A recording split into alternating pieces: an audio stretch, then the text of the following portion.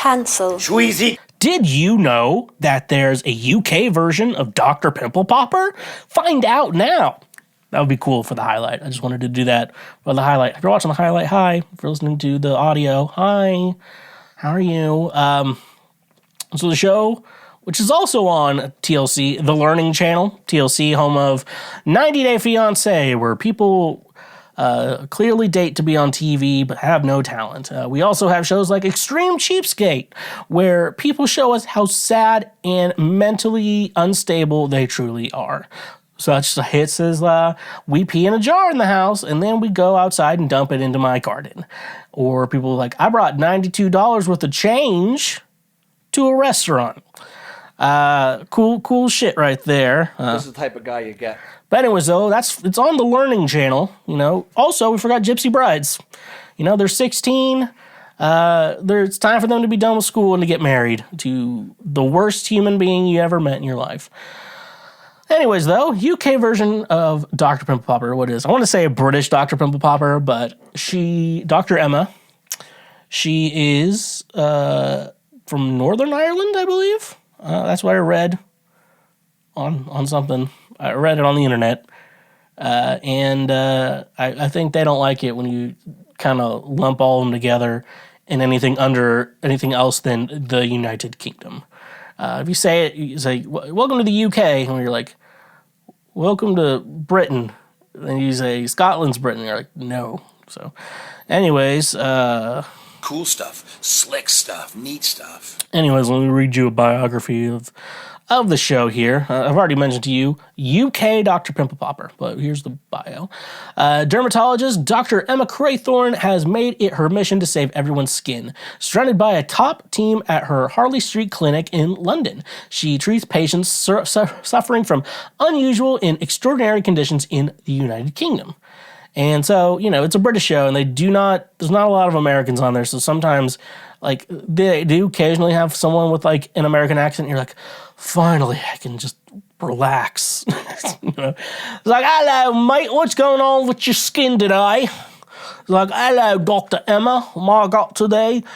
I got, you know, a bone right here, tell me. I went, hello, I'm walking up on my tumor. I got the tumor on my arm, Dr. Emma. Like, oi, I'm Dr. Emma. Seems a bit scared. That's horrible. That's a horrible impression.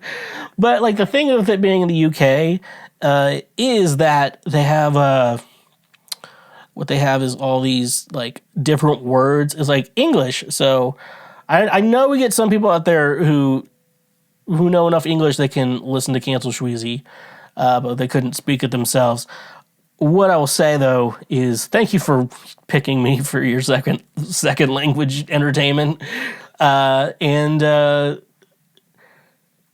third, English is different. UK, like English, Australian English, and United States English. And even in the United States English, like, there's some weird words just spread out there. For this is, like I said, this is for the second languagers listening. Basically, yeah, we just look different words for different things. And when we read Harry Potter as kids, us millennials at least, everything we read in the book, you know, like that was like a normal British thing, seemed like fantasy, like fantasy and mystical and cool. You know, it's like, oh, it's a cool little thing you got there. It's like a little Harry Potter thing or whatever. You guys have the Harry Potter thing? Like, it's just London, dude. It's just like fucking, it's a mail, like mail or what? Letters. Like words like, I know in Harry Potter, big ones. What was the big one? I just thought in Harry Potter, well, snogging was weird. It's like making out, and like it just sounds way worse than making out. Snogging. I remember meeting a British chick, posh. I heard that word for the first time, and you're just like, but like you heard them for the first time in Harry Potter. I'm like, oh, that thing from the Wizarding World is real. Like, yeah. Wait a minute, London? The London from Harry Potter? That's a real place. And stuff like that. So, you know, like the words are different, and it's cool. Sometimes it's really cool. I didn't write them all down, but they call it, instead of like an operating room, I think is what you would call it, where they remove all these cysts and lipomas and shit like that. They call it like a theater, and I don't like that. I don't like that they call it a theater, because it's, a theater is also where I work. And I feel like what doctors do and what musicians do should not be like, doctors are saving lives or improving people's lives. Musicians are getting drunk and partying. They're just partying. Like, even if you're like, I'm a professional musician, like, playing music's, it's a party, and, sometimes the parties kind of suck, sometimes it's like a formal party, but I don't like theater. That's weird. They didn't say fag instead of cigarettes, It was like, how many fags you smoke a day? They didn't say that shit. They just said,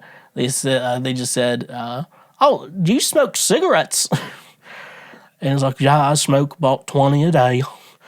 It's like, oh, well, you need to be cutting that out. Thanks, Dr. Emma. But now, I bet you're wanting to know, probably if you clicked on the highlight, hello. If you clicked on the highlight, you're probably wanting to know why what the difference between Dr. Pimple Popper on TLC versus Save My Skin, which is also over on TLC, but probably more people in the UK watch than us Americans, because we don't know what they're saying. You know what I'm saying over there? Hey, why don't you mind getting me over on the lift? I'm like, lift? I'm not going to lift you. I'm like, no, over on the lift. It's like, you mean the elevator? So, okay, the differences between the show. Let's get back on track here. Dr. Lee, over on Dr. Pimple Popper, she needs way more surgeries. So I feel like she's moving big-ass lipomas, big-ass cysts, or maybe multiple different little lipomas, like 70 across someone's body. She'll do it in one session. Where Dr. Emma does more like eczema or rosacea kind of related things that happen with skin, because like she is like basically like a skin rash whisperer. Instead of calling someone an expert, I call him like a whisperer. Like Dr. Drew is like the talk whisperer, where you can like, what drugs is he on, or what mental, like, drugs or mental illness, and if it's mental illness, what mental illness, everything like that. He's the talk whisperer. I like to be music production. I'm pretty good at music-wise. Planning whisperer, I can call it that. I'd say in music, it's just like, yeah, I could be like a guitar whisperer. I could see myself being a guitar whisperer. Anyways, though, she's more like the skin, like, and does that, and like she's like, she's like, yeah, this rash everywhere, and it's like a little bit on her legs, and then also, different parts of her body, but it was mostly on her fingertips, on this guy's fingertips. And she's like, this rash, and then she'll like go into like, what happens? So she'll like figure out, like, what your job is and what you be doing on a daily basis. She figured out like this guy is allergic to the ink that, like the ink that's in the receipts, because he works at like a grocery store or whatever. Work at the market. He works in like and so basically he figured out that the ink, so he needs to wear like gloves or whatever and take them off, while he works. She figured out, what was it? The one guy, I was trying to think of it. Yeah, no, like she like just figures out like where it came from. It's like, that's cool. Where like Dr. Lee's like, I removed 80 lipomas today, She's like, I'm just going to keep going until my fingers give out.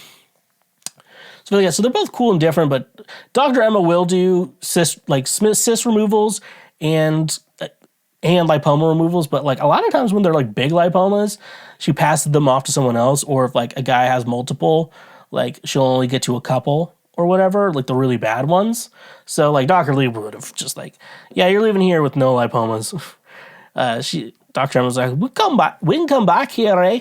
We can come back here and we can go ahead and get me over through some, what we will say, mother surgeries.